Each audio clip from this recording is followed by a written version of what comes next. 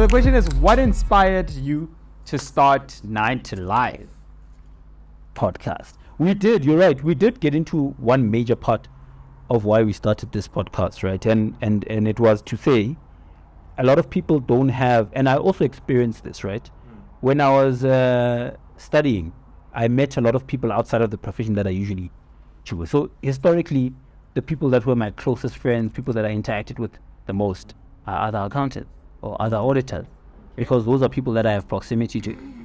But now I have a friend who's a mining engineer. Yeah. I never thought, I never even in my mind considered, I'd have a mining engineer friend, right? I have a friend who's a electrical engineer. Okay. Right? Okay. I have a friend who's all my friends are engineers. I was about to say, your friend who's a DJ, but it's the same person as well as... There's him too. Yeah. What is some?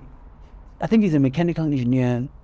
I have a friend who works in HR. You know, so and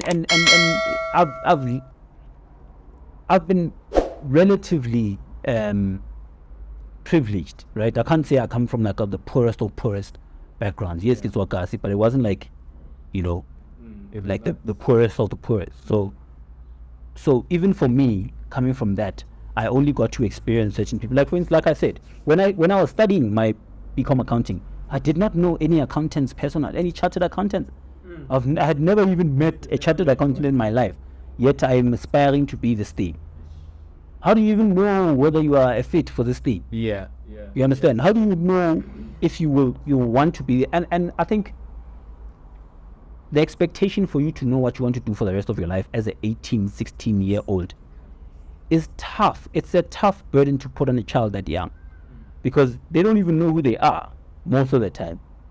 And they might not know until 40. True. But you are supposed to know at 16 that you want to be a doctor for the rest of your life. You understand? Because remember, it starts with your subjects that you choose from grade 10, which is what, 16? Yeah. You know? So what I'm hoping to achieve with this podcast is that, people should know whether, first of all, the thing that they're thinking about is for them. They need to know what are the options that are out there available for them, what that looks like. And I think another huge reason was, I don't want to finish all the reasons for you now, so I'm closing it. Another huge one was, again, to be able to see someone that looks like you. That is an accomplished, high performing person. But also for you to understand that this is just a person. That's why that's why for me, when I thought about this concept of this podcast, it wasn't just 9 to 5. That's why the life was important, so that we can show that this person has walked the same journey that you have walked. There's nothing, maybe every now and then there'll be exceptional, highly exceptional people. But for the most part, 80-90% of us, we're just normal people that the stars aligned and we put in the work and things happen for us. So I want to also humanize. I use this word a lot. You're stealing my answer, my man. I'm so... how are you not going to steal answers if you're talking for 10 minutes? I'm glad. So we wanted to humanize the people to say, this is a person. Yes, he's a superstar in terms of what he's done. But he's an everyday guy next door, and it is possible for you to get there as well. That child is possible. I think this is difficult to answer as the second person. Because we have sat down and we had the same vision of why we're starting 9 to Live, but it really is about humanizing, and to show that these people are not perfect. He has also failed grade 10. He has, she also sucked at this and that. She also didn't know. Yeah. Like what she wanted to do. But when you are talking, you're talking when I'm... I'm busy. That's something I'm passionate about, my brother. No, that's 9 to Live. That's 9 to Live. So it's that thing that they are people like you, they are people like me, and they are not perfect, and they're not where they are because they had it figured out. Some did and some didn't, and that might be you. I want you to see successful people that look like you, that speak like you, and that's why we are very deliberate. But I also want you to know that success is not only in these big careers, these big careers with very good PR and very good props, kokas. There's so much more that you can do. And even though it's important to make your own mistakes, but there are other people who have made mistakes that you can avoid, And a selfish part of that is also networking. I think for my job, it involves a lot of networking.